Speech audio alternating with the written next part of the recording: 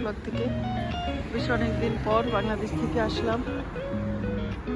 বাইরের দরকার, হসপিটালে যাব, বের হয়ে পড়লাম। দেখতে পাচ্ছেন একটু একটু কুয়াশা হয়ে রয়েছে এখনো।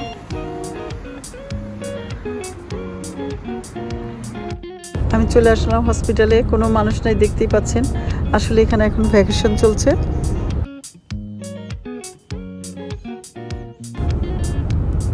আমাদের অসুস্থতা, তাই আমরা রয়েছি এখানে। আর যারা যারা খুবই অসুস্থ ভয়ে, তাদের জন্য এমার্জেন্সি খোলা আছে।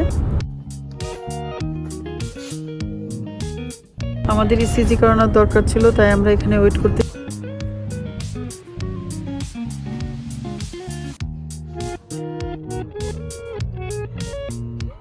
আমাদের ডাক্তার দেখানো শেষ হয়ে গেল, আমরা বাসার দিকে চলে যাচ্ছি।